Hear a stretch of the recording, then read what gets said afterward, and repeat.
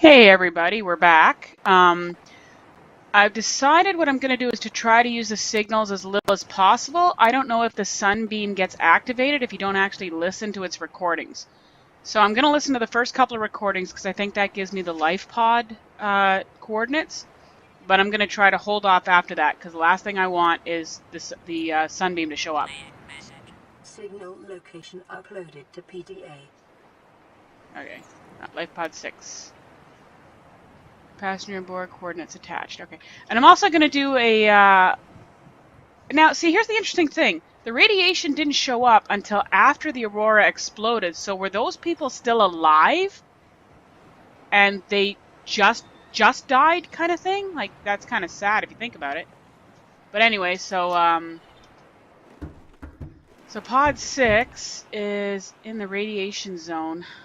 I don't have a radiation suit, and I think I can get one there, but I'll play around with it and figure it out. I do have my Sea Glide me. I can slip in there quickly enough, and the morning's just started, so is my day. So anyway, as I find PDAs, I'm going to try to do lore on each pod, and eventually lore on the Aurora and Altera itself, and the Degassi survivors. So as I get more PDAs, like I said, we'll update that. But anyway, so I shall continue my game, and I'll keep you guys up posted as I go along. See ya. Hey guys, I just wanted to show you something neat. A floater attacked a peeper, and he's just carrying the peeper around.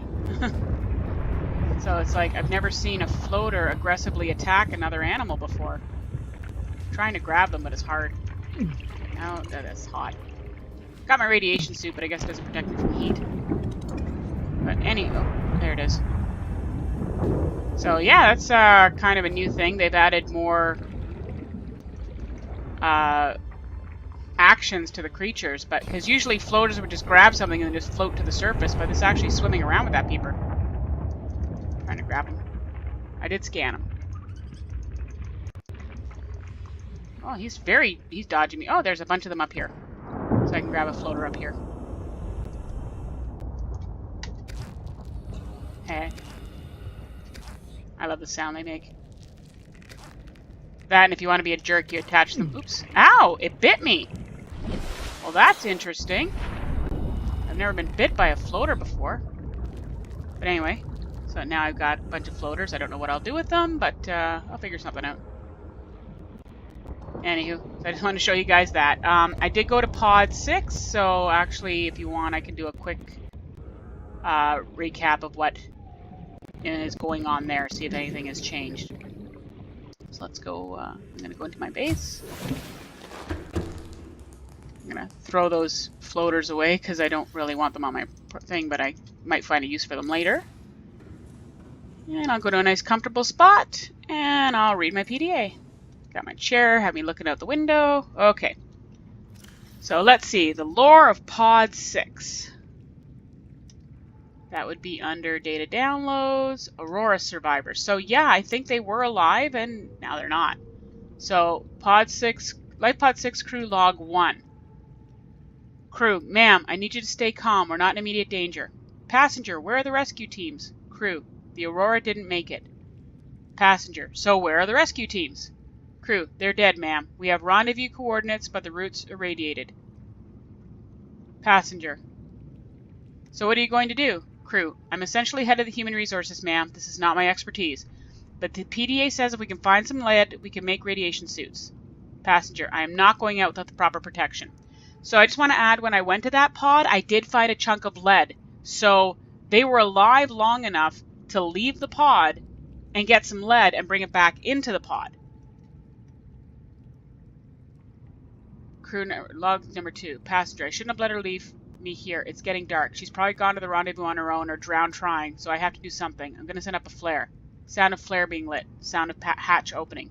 So also the life pod was on the bottom with the... Oh, okay. Never mind. I just read it. Crew, what are you doing? Passenger, sending up a flare. Where have you been? Crew, that's not a distress flare. Stop waving it around like that. You'll catch the power grid. Explosion. Okay, so when I got to the pod, the top of the pod, usually it's the side that's broken, but this one, the top of the pod had been ripped wide open, so I'm guessing what happened is the idiotic passenger blew up the pod, and it sank, and then everybody died in the irradiated water. So, yeah, that's the lore of Pod 6 now. So rather than having a stupid passenger who can't zip up her spacesuit, we have a stupid passenger blowing it up. So, anyway, that's that. So they've added a bit more to it, so that's pretty cool. Anyway, so I'll get back to you guys when I find some new stuff. Hey guys, okay, so I got a new message. This one's actually a little bit new too, and again, the guy's the person's still alive at this point. So it's kind of sad if you think about it, because it means here yeah, this is Ozzy from the cafeteria. What the hell, guys? They didn't warn us this might happen. Our pod was almost crushed by the Seamoth Bay on the way down. Now we're hanging on the edge of a cave system, and this grim-looking snake thing's trying to eat through the hull. Come get us already.